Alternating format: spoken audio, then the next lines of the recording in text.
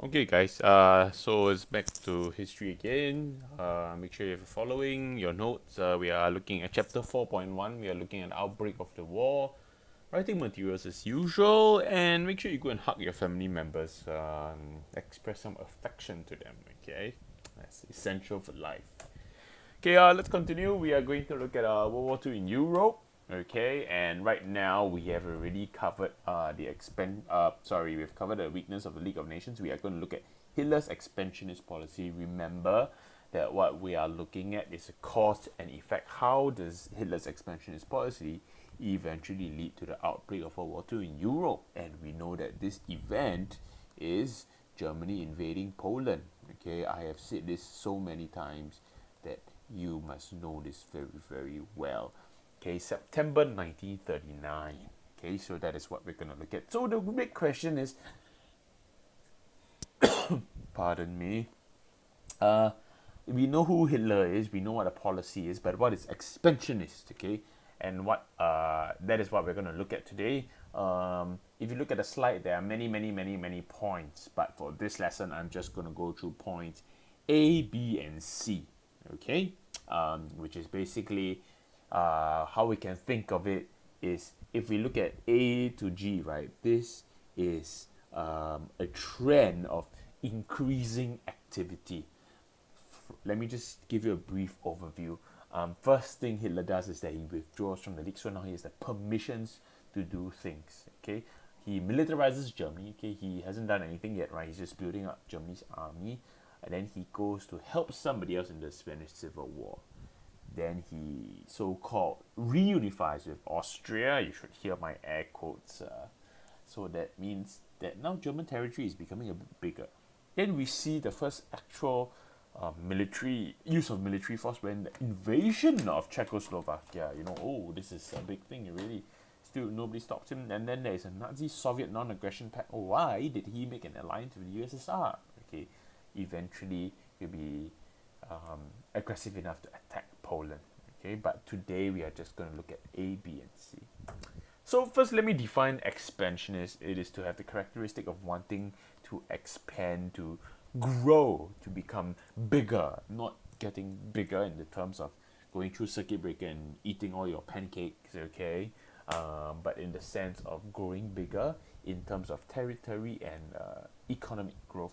So for this chapter, when we're talking about expansionists, we're talking about both, okay? Um, why do we need economic growth? Because in order to fight the war, you need a strong economy, okay, to build up your industries, to produce whatever you actually need to fight the war, okay. And territorial expansion, of course, because what Hitler wants to do is to make Germany stronger, okay.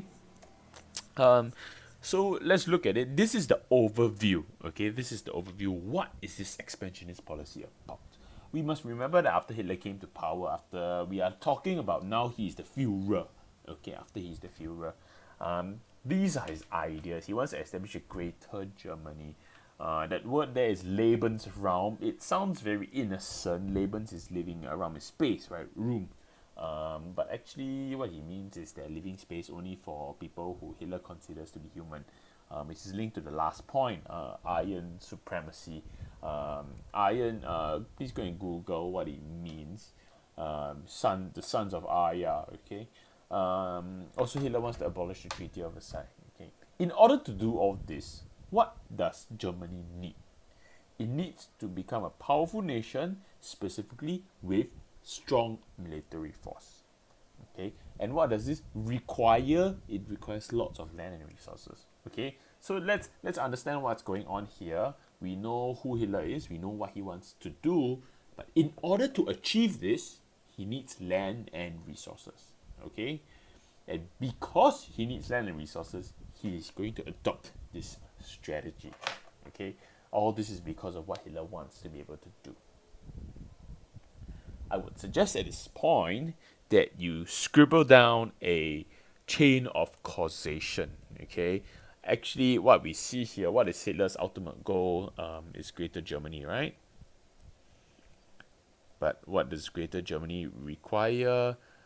You need territory, and how do you capture territory, right? In order to get territory, what do you need? You need a strong army. And what do you need to have a strong army? You need land and resources.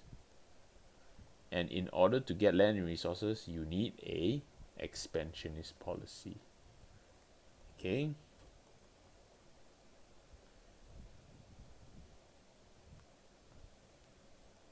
We'll give you this. That is how this logic flows. Okay, now we are looking at the first point, which is Germany's withdrawal from the League of Nations. Okay, I know I write LON, but can I please caution you, do not ever write LON, spell out league. I write LON because to save space, okay? You cannot write LON, you cannot use abbreviations, okay? So we see in February 92, the League organized the Geneva Disarmament Conference. We know that this is the case already because this is an example that you should know extremely well, okay? And remember, I said that Geneva, for disarmament conferences, what happens is that country A, B, C come together and we agree to reduce the amount of weapons we have to a certain amount. Maybe, for example, I have country A, B, and C, and we agree to reduce our arms to the ratio of 5:3:1. Okay. However, obviously, this means that country A is still more powerful. However, what happens is that here at the Geneva Disarmament Conference, okay, what Hitler does is that he wants the French to disarm to the same level. Remember, France is to the west of Germany. They share a border, okay? And not just that, Hitler said that they need to disarm until they have the same amount of troops that the Germans have, according to the Treaty of Versailles. If we remember, it's 100,000 men, okay? No airplanes, okay? So this is important, okay? Of course, if you are the French, you are going to refuse, right? Because remember, who are the French? The French are a great power. What are the great powers concerned with? They are concerned with preserving their national interests. They want to protect themselves, okay? And Hitler uses this as an excuse. He says, hey, you French, you are being a hypocrite. You are not following the Treaty of Versailles. Therefore, you are not abiding by the rules of the League of Nations. Therefore, I shall withdraw. There is no point in me staying in an organization which is hypocritical. Okay? Of course, this is all in line with Hitler's larger plan. Please look at textbook page 115. It will give you the details of what I've just explained. However, so now I have told you what is going on in the withdrawal from the League of Nations, right? The real question that we must really ask ourselves, guys, is why is this important? Okay, you know, in our essay writing, you all like to describe and describe and describe. Now, even if you give me all this information correctly, it remains as merely information. What am I supposed to do with the data? Okay, you must always give me a conclusion. It's like when I'm doing a science experiment and I have specimen A, B, C, D, E, F, G. Okay, I have specimen until 1,000 specimens. Even if I conduct the experiment and I get 1,000 sets of results, if I have no conclusion, the experiment is pointless. It is a waste of resources. Just like how your writing is wasting time, ink, and effort if you do not tell me what you are trying to say. Okay, that was a rather long roundabout, but what I'm trying to say is that when we are talking about explanation, this is what you need to focus on. What is the implication of Germany's withdrawal? Okay, it means that he does not have to abide by the rules. Abide means to follow, okay, and they will be free, not flee. Sorry, and you can abolish. Remember, it means to remove. Okay, so now if I am free of the Treaty of Versailles, it means that I cannot ignore the limits of demilitarization. And if I don't need to follow demilitarization, it means I can now build up my military capacity. Okay, and with military capacity, I can then pursue my aggressive expansionist policy. So if you look at my notes, it is crafted in such a way, that it is already in cause and effect. So when you're doing your revision, instead of copying notes, guys, you should process the notes and construct your mind maps in cause and effect form. Alright? Clearly indicate what is evidence and what is explanation. Okay, so what's the significance of all this? Okay, this slide, I was talking about the impact. But now, this is the real meat of it. Okay, the analysis. Why is it so important? Why are we even looking at it in the first place? Okay, it demonstrates two things. One, that firstly, Germany can do what it wants to do, which is say it can begin rearmament without their lead being able to say anything. Okay. Also, it shows that the LON is terribly ineffective. I mean, the whole point is that they're not supposed to allow any kind of rearmament. That's what disarmament is for, but it didn't work. Okay.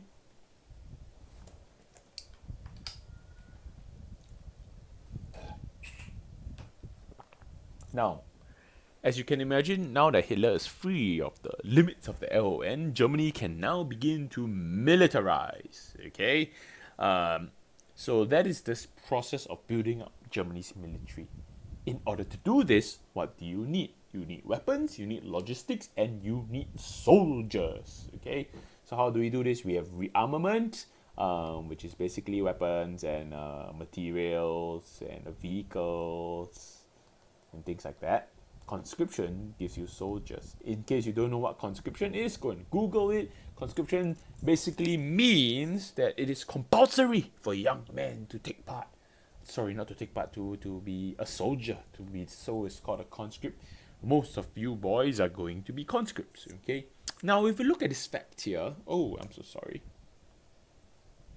It started in 1933, but was only publicly announced in 1935.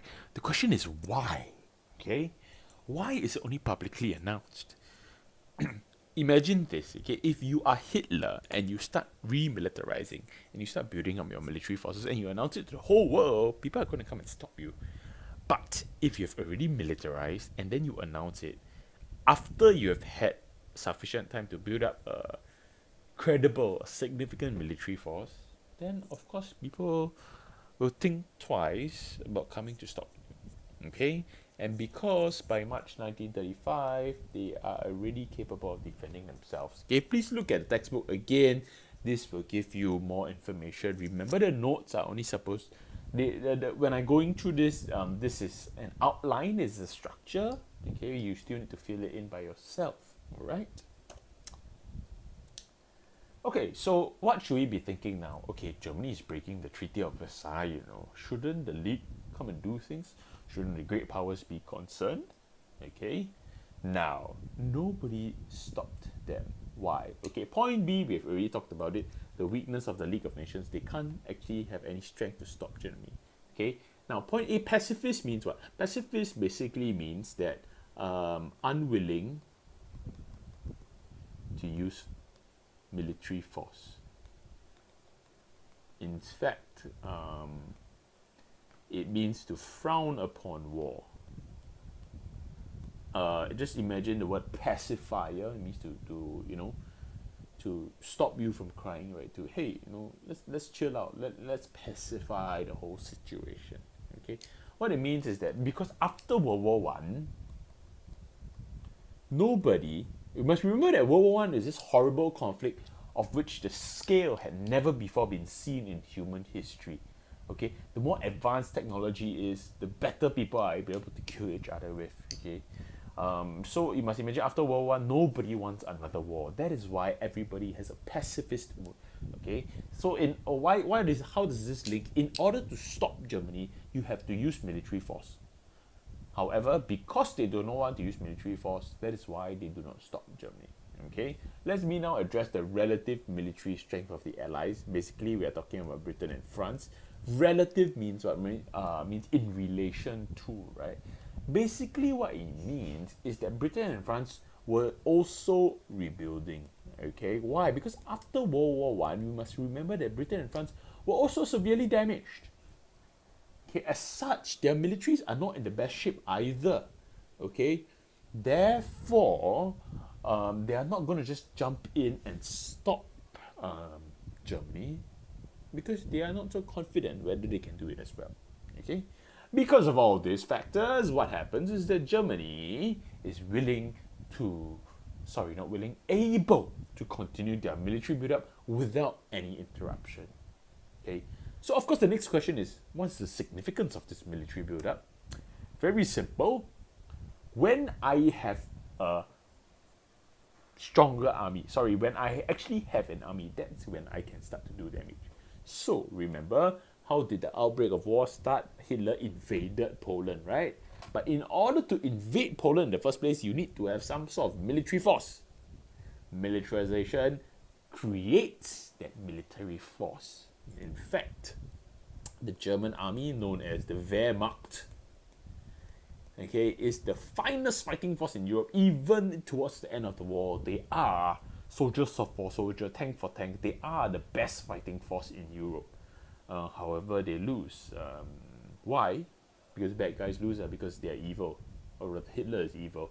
In fact, they launched this thing called Blitzkrieg, which, if you are a military history buff, you will know that this is lightning warfare, okay, which is really quite revolutionary. Okay, if you are very interested in such things, go and Google the history of Blitzkrieg. Or in fact, if you want to talk about such nerdy things with me, I am very happy to do so.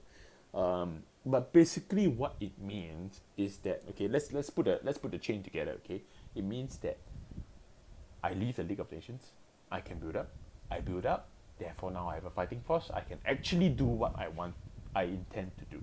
Okay. Okay, I'm going to give you an example. Okay, I know this is getting very long. If you need, please pause, go to the toilet, come back again. Okay. Now, I'm going to give an example. We are talking about the Rhineland. The Rhineland is the western part of Germany. It is very nice. Okay.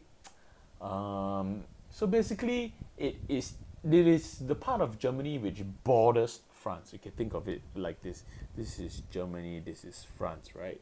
Let me use another color. Here is the Rhineland. Okay. I've been there. It's very nice. I stood at the border between France and Germany. It's a river. The Rhine is a river. Okay. So it's supposed to act as a buffer zone. Okay, some sort of space. However, what Hitler does is that, hey, I have all these troops, right? He remilitarizes the Rhineland. What does that mean? It means that German troops march into the Rhineland, even though they're not supposed to be there. Okay, he says that, hey, Germany, he says, France made an alliance with the USSR. I feel threatened. I need to defend my borders. Okay. Please note that it is a pretext. It means that pretext means it's a pretense, right? It's an excuse. Okay. So what does France do? Okay, France withdrew. So they did not offer any resistance to Hitler. Now, remember the policeman analogy? If I did something wrong and you didn't stop me, what's going to happen? I'm going to dare to do it again, which is what is going on. All right? So Hitler was successful. It means that, what does it tell him? That Britain and France are not going to stop me. So the word here that we want to use to describe this is emboldening, making him more daring. Furthermore, it made the people support Hitler. Okay, this doesn't really relate to the outbreak of the war, but this is what happened because the German people felt that Hitler was restoring their prestige. Okay, Germany has a very proud military tradition. Okay. Okay, so now let's track. Before we start on the third point, let me just say what have we covered so far. We know that Hitler now has a military force. Okay, so now and he used it to remilitarize the Rhineland, right? Okay, so now side note, some context. 1937, civil war breaks out in Spain. Basically, the Spanish government was supported by communists. Okay, but there were some rebels. Okay. Sorry, I have a typo here. It's against the side. Sorry. My bad. On the side of the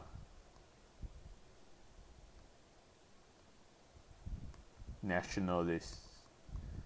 Okay, Hitler is anti-communist. My bad. Okay. So what happens is that Hitler goes in to fight the communists. Okay. Now, let's have a look at what is actually happening. Hitler just sent the German army onto Spanish soil to fight another country. Okay, this sounds a bit dubious, but the League of Nations did not take any action. Okay, start thinking why. Why? Because firstly, let's look at what benefits they bring Hitler. Okay, now the German army was as yet untested, but now they have valuable combat experience, which means that they are becoming a stronger fighting force. Okay, basically they're becoming more credible. And furthermore, why did Britain and France not do anything? Because it seemed as if he was anti-communist. He's fighting the communists. Okay, why? Because Britain and France,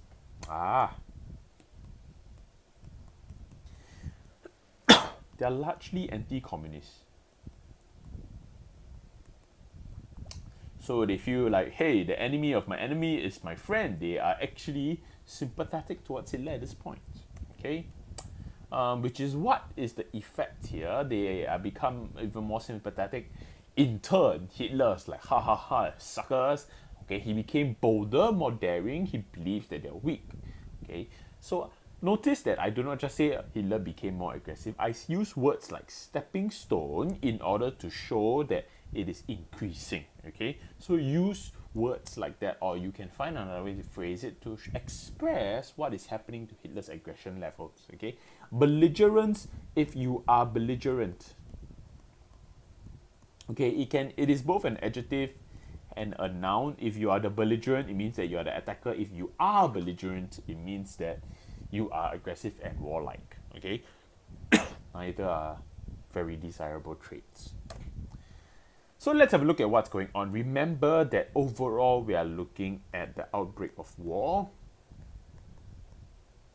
and what caused the outbreak of World War II, German invasion, right? Okay, so what happens is that the withdrawal of League allows militarization, correct? Legally. This creates strong army. The involvement in the Spanish Civil War creates confidence. And two more things, both of these, okay, nobody stops Hitler. Hitler also becomes more confident. All this increasing confidence is going to eventually lead to a willingness to invade because Hitler begins to believe that he can actually pull it off. Okay, so that is how the rest of this chapter plays out. Okay,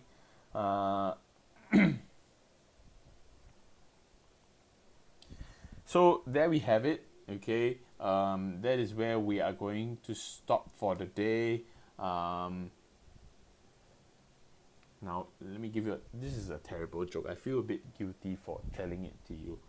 What do you call a pig with 3 eyes? You call it Piiiig.